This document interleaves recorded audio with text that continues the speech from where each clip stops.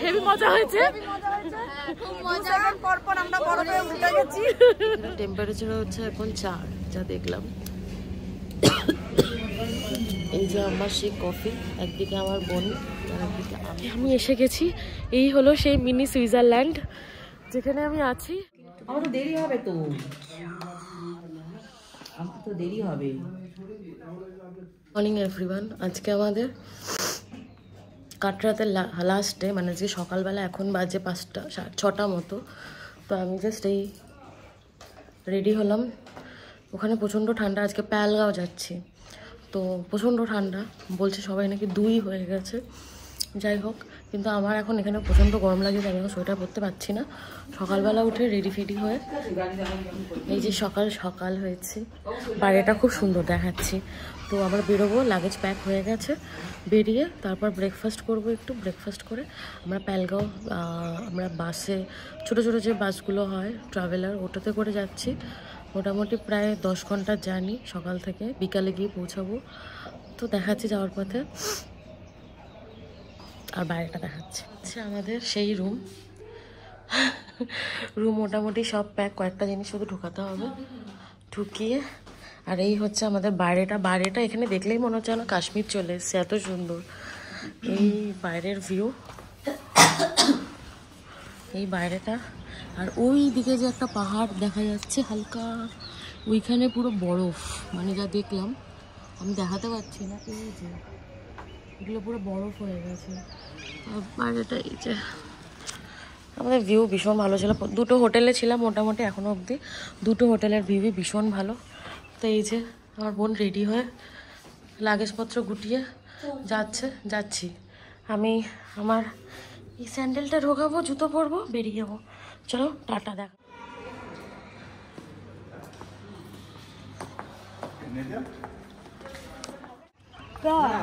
গাড়িতে মারবো। এই যে তুমি যাও না, হ্যাঁ হ্যাঁ হ্যাঁ, আর এর মালগুলো তো আমাদের দাম ভাই এই দিল 3 দিন বেজে ছিল, আড়াই খাওয়াতে হবে না বলেছিল, আড়াই দিন হয়ে গেল তো সারা যেখানে দাঁড়াবো যে হোটেলে, সেখান থেকে আমরা নিয়ে তারপর গাড়িতে ব্রেকফাস্ট করার পর আমরা ট্রাভেলারে করে আস্তে আস্তে যাচ্ছিলাম পেহেলগাঁওর দিকে। রাস্তাটা অসাধারণ সুন্দর ছিল, দুপাশ থেকে শুধু পাহাড় আর পাহাড়। পাহাড়গুলো আস্তে আস্তে ছোট থেকে আস্তে আস্তে বড় হচ্ছিল, আর দেখতে অসাধারণ লাগছিল। আমি তো জাস্ট উইন্ডো সিটে বসে, সবাই ভিডিও করছিল, আমি তো খুব উপভোগ করছিলাম, ভীষণ ভালো লাগছিল। তো এই রাস্তাটা এরকমই দেখাচ্ছিল, মাঝখানে একটা টোল ফোল আসলো, তো টোলে কিছুক্ষণ গাড়ি দাঁড়ানোর পর আবার কিছুক্ষণ পর আবার গেল। মাঝখান থেকে এরকম বড় বড় টানেল ছিল, এক একটা টানেল প্রায় 10 মিনিটও একটা টানেল পড়েছে। তো এই টানেলের মধ্যে থেকে যাওয়ার অভিজ্ঞতা জাস্ট স্পিচলেস, কিছু বলার নেই, ভীষণ ভালো লাগছিল। তো টানেল থেকে বেরিয়ে পুরো, যে টানেলটা লাস্ট টানেল ছিল, ওখান থেকে বেরোনোর পর না পুরো অন্যরকম পুরো পরিবেশ, মনে হচ্ছে যেন কোথায় চলে এসেছি, পুরো আউট অফ ইন্ডিয়া। পুরো অন্যরকম প্রকৃতি, অন্যরকম পাহাড়গুলো অনেক বড় হয়ে গেছে, চারিদিকে পুলিশের র্যাফ গাড়ি, তো মানে অন্যরকমই দৃশ্য। মানে এখান থেকে আমাদের পেহেলগাঁও যাওয়ার যে রাস্তাটা ছিল অসাধারণ ছিল, আর আস্তে আস্তে এই পাহাড়গুলো দেখা যাচ্ছিল। দূরের প্রকৃতি তো ভীষণ সুন্দর, ওই পাহাড়গুলো দেখে যা লাগছিল না, মনে হচ্ছে এখানেই নেমে পড়ি। মাঝখানে সর্ষে ক্ষেত, আর তার পেছনে পাহাড়। নামতে তো ভীষণ ইচ্ছা করছিল, কিন্তু নামার উপায় ছিল না আমাদের, কারণ পৌঁছাতে হবে। তো এরকম ব্রিজের ওপর দিয়ে কিছুক্ষণ যাওয়ার পর তারপরে আমরা একটু ব্রেক নিয়েছিলাম। তো সেখানে কিছুক্ষণ, এটা আমাদের ট্রাভেলারের পেছন দিক থেকে আমি ভিডিও করছিলাম।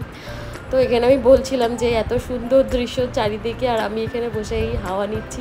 আস্তে আস্তে, এই যে আমি জাস্ট কুর্তি পরে গেছিলাম, আস্তে আস্তে ঠান্ডা লাগছিল, গলা বসে যাচ্ছিল, তাও ভিডিও করা বন্ধ করিনি।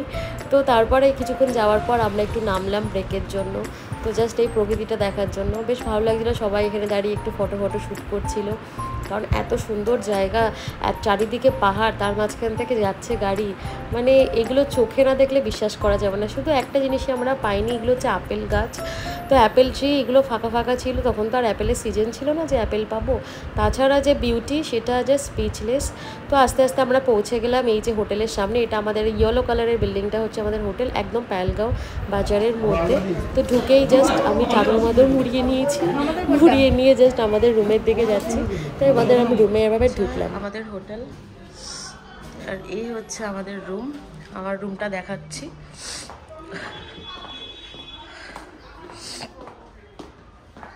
এই হচ্ছে রুম, এই হচ্ছে দরজা, এই হচ্ছে উডেন কটেজ টাইপের একটা রুম দিয়েছে। আমার না পুরো ঠান্ডা লেগে গেছে, মানে এই ঠান্ডার মধ্যে আমি এই পরে আছি শুধু, মানে একদম পাতলা। আমি বুঝতে পারিনি এত ঠান্ডা থাকবে, তাই জন্য। আর এই যে এটা হচ্ছে আমাদের লাগেজগুলো এসছে, এটা ওয়াশরুম। খারাপ না, মোটামুটি ছিমছাম, দেখতে ভালোই। একদম মার্কেটের ওপরে পেহেলগামে যে মার্কেট এরিয়া রয়েছে, আর ওপরটা এরকম উডেন কটেজ, সুন্দর। ওখানে একটা কাভার্ড আছে, এখানে একটা টিভি আছে।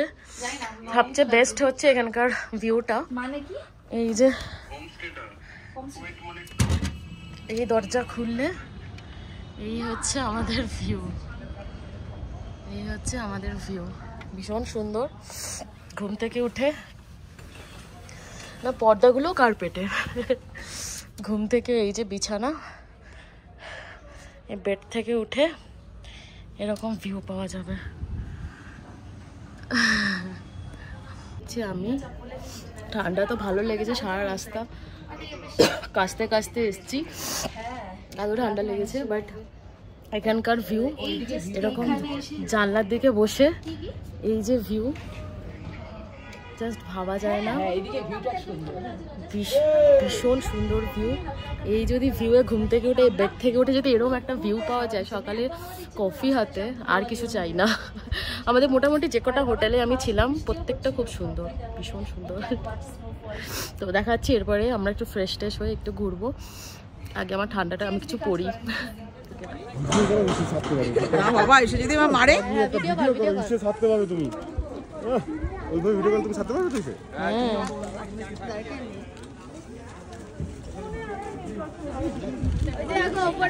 বন্ধুর ফ্যামিলি তোরা দেখছে, তোরা ওদিকে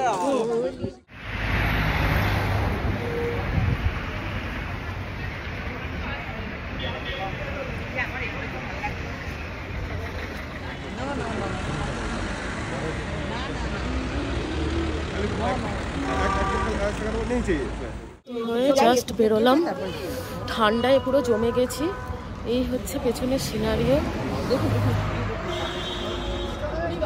এই হচ্ছে স্ট্রিট।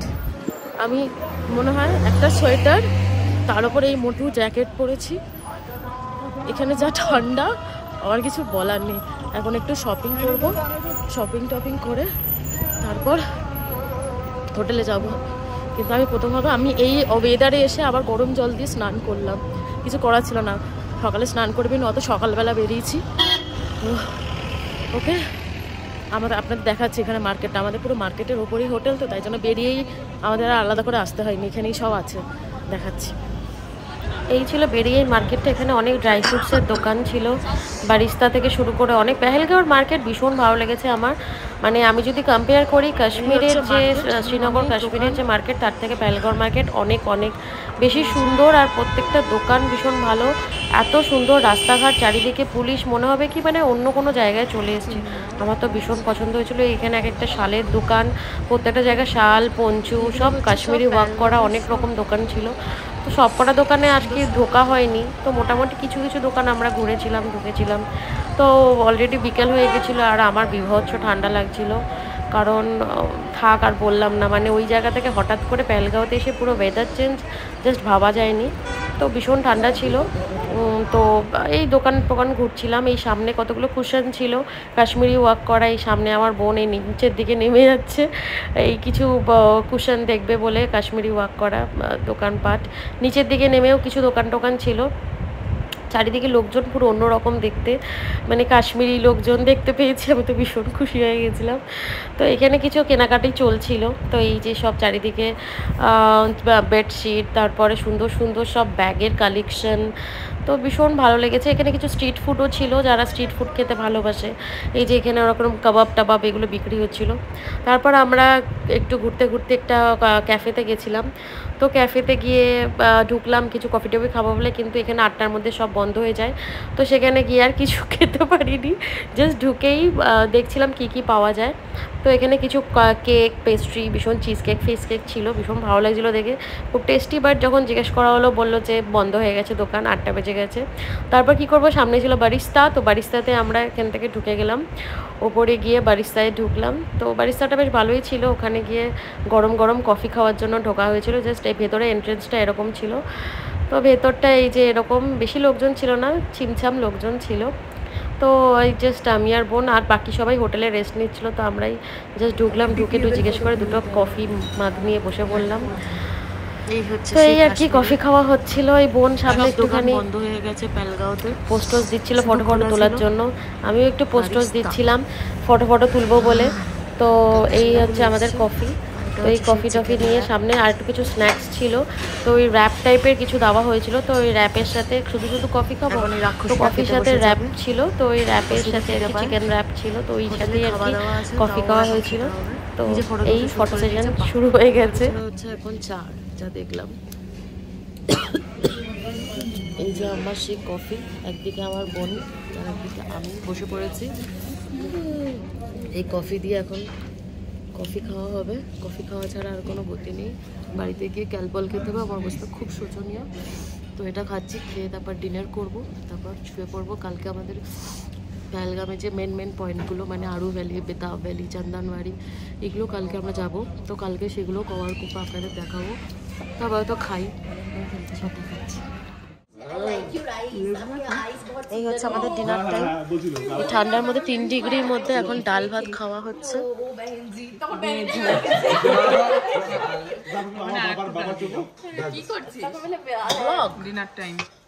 ডিনার টাইম আমি বাকি অনেক ব্লগ করা হয়নি, এই ব্লগে করছি। আরেকজন বলে আরেকজন বলছে যে আপনি আইস बहुत सुंदर है ना ये पीक কিন্তু এটা জঙ্গল ধরে শুধু হাঁটা দেবো শিকারা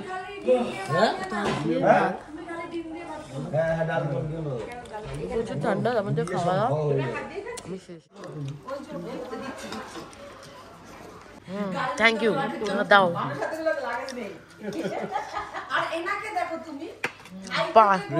দাও, থ্যাংক ইউ।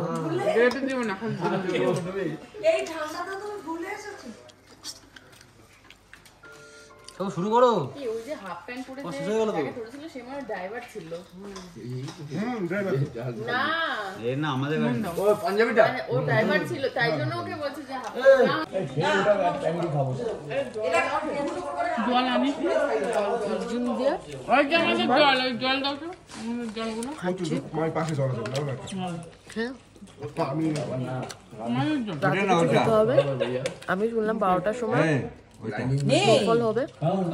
ও মম, তোমার খাওয়া হয়ে গেছে? হ্যাঁ, খাওয়া গেছে। ভালো খেলছো? হ্যাঁ, 12টা স্নোফল হবে। তুমি ছাতাটা নিয়ে আসো গিয়ে ওপর দিয়ে। আরে মাথায় বৃষ্টি পড়বে, স্নোফল হবে, স্নো হবে, স্নো বৃষ্টি পড়বে। আমি পুরো সেকে গেছি, যাই হোক দেখাচ্ছি, যদি স্নোফল হয় দেখাবো। টাটা। তারপর যথারীতি ডিনার করে বাইরেটা দেখাচ্ছিলাম। স্নো তো আর হচ্ছিল না, হচ্ছিল বৃষ্টি। তো বৃষ্টিতে আরও ঠান্ডা বেড়ে গেছিলো। এই যে বাইরের রাস্তাঘাট পুরো চুপচাপ ফাঁকা। এই হচ্ছে রাতের কাহিনী। তারপর সকালবেলা আমাদের আবার বেরোতে হবে।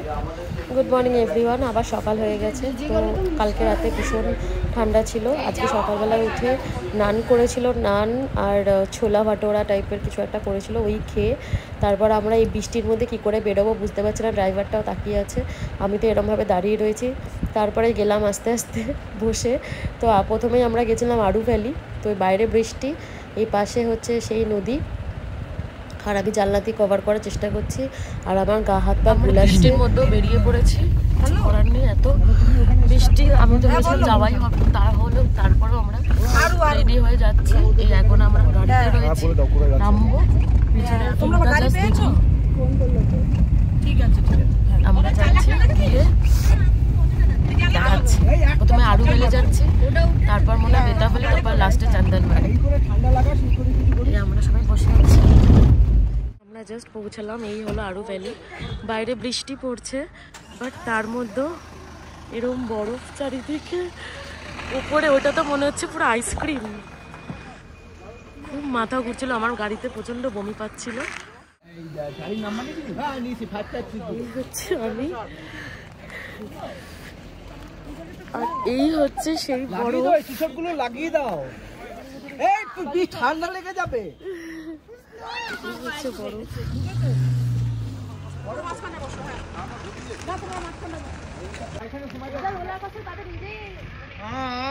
গাড়ি ঘোরাচ্ছে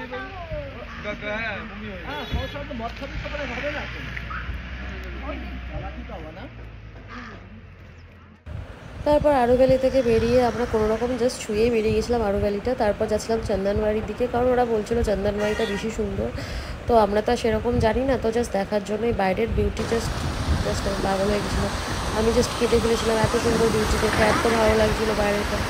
তো জাস্ট আমাদের বৃষ্টিও সেরকম কমে গেছিলো। তো আমরা জাস্ট এই চন্দনবাড়ির দিকে উপরের দিকে উঠছি। তো এই মাঝখান থেকে নদী বয়ে যাচ্ছে, চারিদিকে যেন আইসক্রিম, সেই ব্ল্যাক ফরেস্ট আইসক্রিমের মতো লাগছিলো চারিদিকে। মাঝখানে পাহাড়, মাঝখানে বরফ। তো ভীষণ সুন্দর এই প্রকৃতিটা, তো নিয়ে জাস্ট বর্ণনা করার মতো আমার কাছে কোনো ভাষা নেই। ভীষণ ভালো লাগছিলো। আস্তে আস্তে আমরা গাড়ি করে উপরের দিকে উঠছিলাম চন্দনবাড়ির দিকে। যাওয়ার পথে প্রচুর বরফ, প্রচুর বিউটি, প্রচুর অনেক কিছু দেখেছি। তো এই হচ্ছিলো আমাদের জাস্ট যাওয়ার রাস্তা। এই সামনের দিকে আমরা যাচ্ছিলাম, মাঝখানে এই পাহাড়গুলো দেখাচ্ছিলাম। আমি তখন জানলার পাশে উঠেছিলাম, কারণ আমার শরীর খুব একটা ভালো লাগছিল না। আমি জাস্ট নামলাম চন্দনবাড়ি। এখানে জমে যাওয়ার মতো অবস্থা।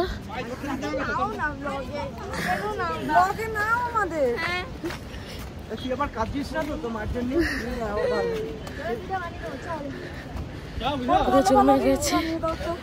আমি সামনের ভিউটা দেখাচ্ছি, কথা বলার অবস্থায় নেই ঠান্ডায়। আমি যাচ্ছি আর সামনের ভিউটা দেখাচ্ছি, ভীষণ সুন্দর। আমি তো জাস্ট মানে এত প্রকৃতির যে এত সুন্দর রূপ আমি দেখে কেঁদে ফেলেছিলাম আজকে, এত ভালো লেগেছে। মানে আমি স্পিচলেস। দেখাচ্ছি কিরকম লাগছে আমার পেছনটা। এই হচ্ছে পেছনটা।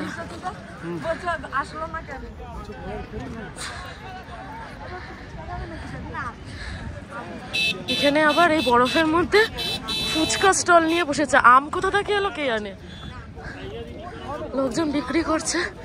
আমার হাত জমে গেছে। আমি গ্লাভস আনবো করে গ্লাভস আনাও হয়নি, তাও ঠান্ডা লাগছে না। এই যে প্রকৃতি, বাকিটা আবার পরে দেখাচ্ছি।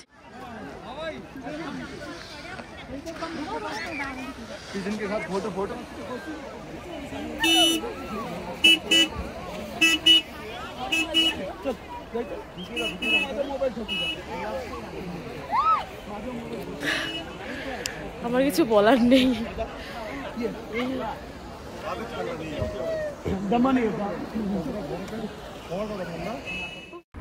তারপর যথারীতি চন্দনবাড়িতে পৌঁছে সবার আগে গিয়ে বরফের মধ্যে আমি শুয়ে পড়লাম।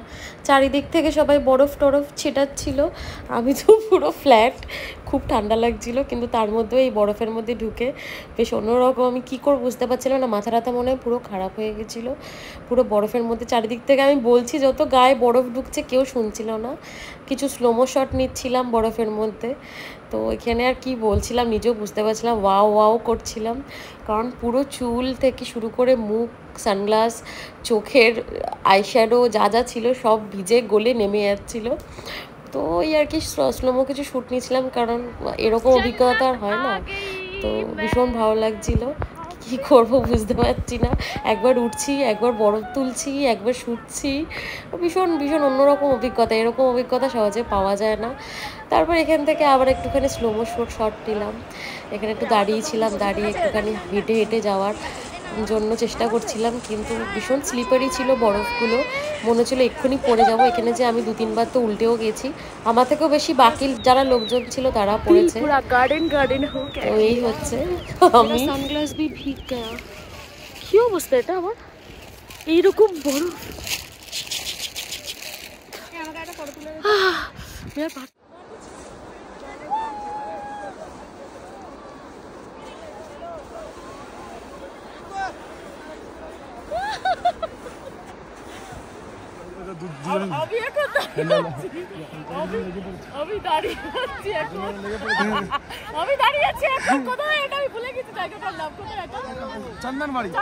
চান্দনবাড়িতে এই বরফ, এই পেছনের এইরকম একটা প্রকৃতি, বরফ বরফ বরফ, পাগল হয়ে যাচ্ছে বরফে। আমার কোনো ঠান্ডা লাগছে না, আমার কোনো ঠান্ডা লাগছে না। কি করছে এরা? এটা বেশি হয়ে যাচ্ছে, ঠান্ডা লেগে যাবে। খুব মজা। আমাকে এরকম বরফ ছেটানোর পর আমার বাবা খুব রেগে গেছিলো। এরপর মার বোন করছে, আমার বাবার মুখটা জাস্ট দেখার মতো ছিল, কি এক্সপ্রেশন দেবো বুঝতে পারছিলাম না। একদিকে মার বোন খেলছে, আর একদিকে বাবা বলছে অনেক হয়েছে, আর লাগবে না।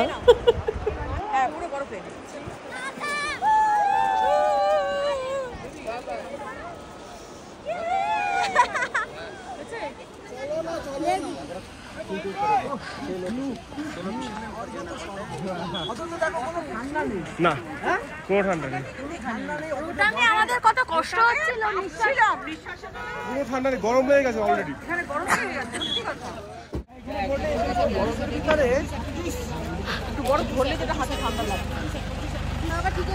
আমাদের অনেক খেলা হয়ে গেছে, এখন আমরা যাচ্ছি। আমরা উল্টে পাল্টে পড়ে আমাদের বরফের ব্লগ শেষ করছি, তাই তো? 2 সেকেন্ড পর পর আমরা পড়েছি বরফ। হেভি মজা হয়েছে, খুব মজা। 2 সেকেন্ড পর পর আমরা বরফে উল্টে গেছি, একজন মুখ থুবড়ে পড়েছে, একজন পুরো পেছন ভিজা, পেছন ভিজা, কাদা। আবার আবার আবার আর একবার যাবো সোনমার্গ গুলমার্গ। এখন কিন্তু আমাদের এক্সপেরিয়েন্স হয়ে গেল, ওখানে কি হবে। টাটা। এই যে সামনে আমার বাবা মা হেঁটে যাচ্ছে। আজকে সবাই খুব খুব এনজয় হয়েছে। আই এক্সপেক্ট ছিল না যে চান্দনবাড়িতে এত বড়। আমাদের হয়ে গেছে ঘোরা, আমরা যাচ্ছি এখন আরু ভ্যালি গেলাম, বেতাব ভ্যালিতে যাইনি, কারণ বেতাব ভ্যালিতে সেরকম কিছু নেই দেখলাম। চান্দনবাড়ি ভীষণ ভালো লেগেছে, যে না এখানে আমরা বেশিরভাগ টাইম স্পেন্ড করেছি।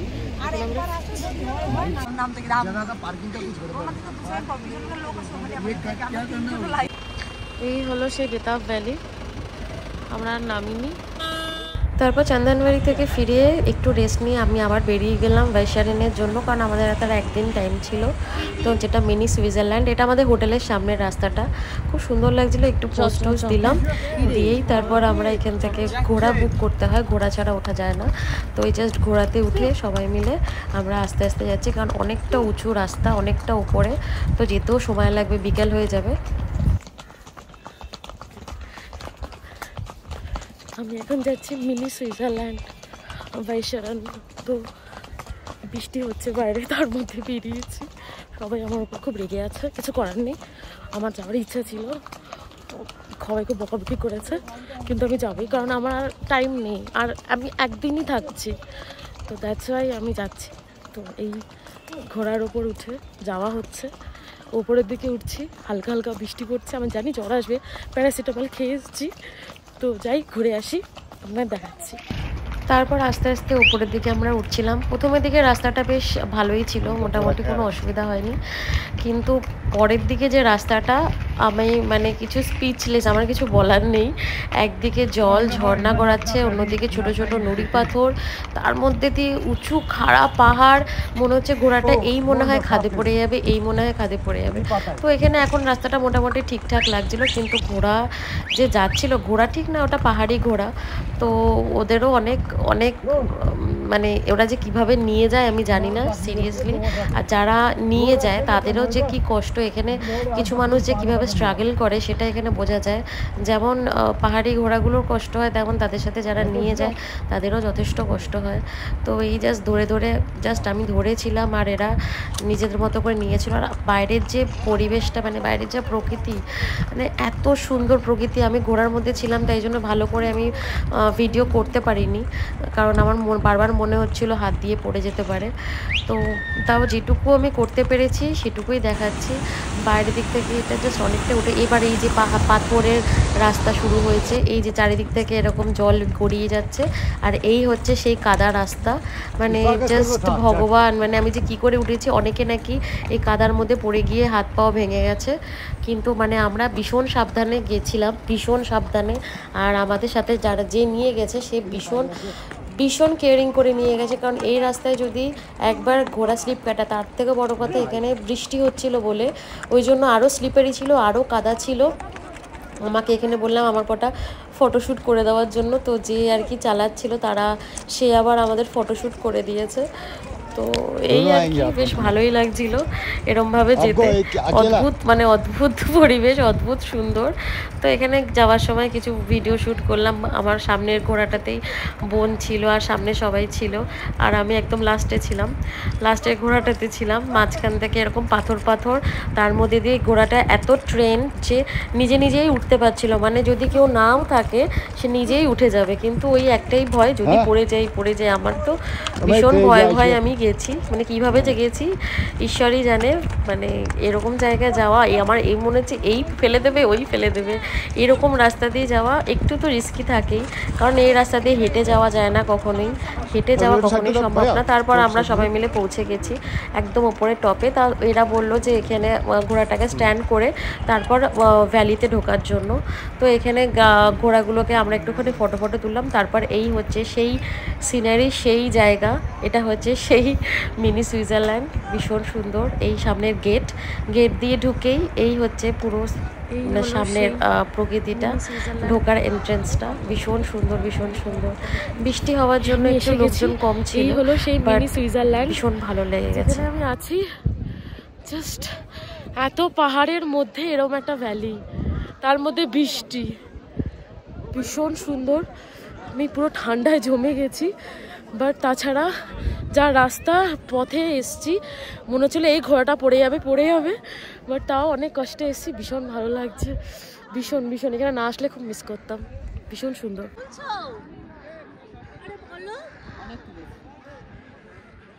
এই হচ্ছে তার পেছন।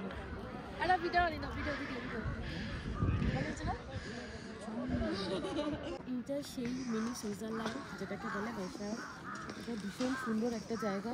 আমরা এই বৃষ্টির মধ্যে ওই দুর্গম পথ দিয়ে হেঁটে তারপর আসলাম, বাট এসে জাস্ট মুগ্ধ হয়ে গেছি, এত ভালো লেগেছে।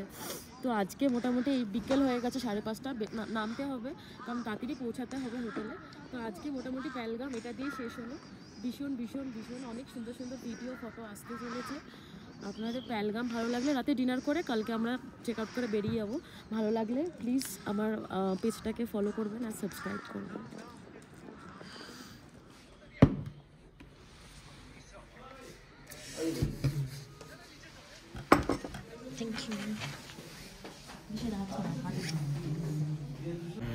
এখন আমি এসেছি একটা পেহেলগাঁওতে একটা রেস্টুরেন্টে এখানে সব ল্যাম্প ট্রাই করবো আজকে, ল্যাম্প গুসাবা, তারপর আর একটা ল্যাম্প রোগান জুস, তো তাই দিয়ে জিরা রাইস আর রুটি।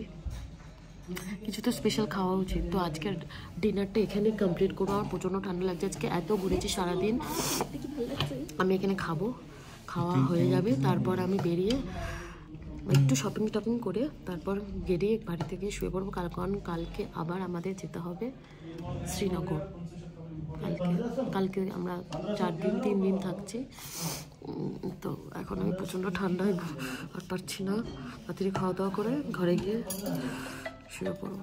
তারপর আর একটা রোগান জুস, তো তাই জিরা রাইস আর রুটি, কিছু তো স্পেশাল খাওয়া উচিত। তো আজকে ডিনারটা এখানেই কমপ্লিট করছি। আমার তো দেরি হবে, তো আমার তো দেরি হবে। নিয়ে বসে পড়েছে মাটন স্পেশাল, ওই দোকানটায় বেশি কমায় না দাম। আর মাটন, এই সরি বেশি কি জানো, আমাদের রোগান জুস। কত বলেছিল?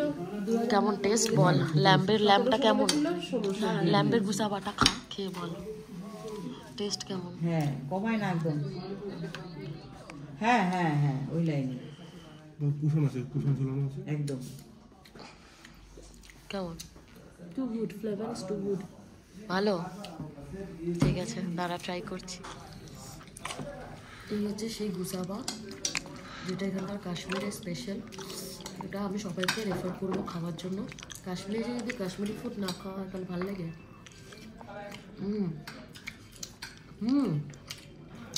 ফ্লেভারটা খুব ভালো করে মাটন খেতে, খুব আপনি এরকম কলকাতা বা অন্য কোথাও পাবেন না। এখানে আসলে মাস্ট এটা ট্রাই করবেন, খুব ভালো লাগবে।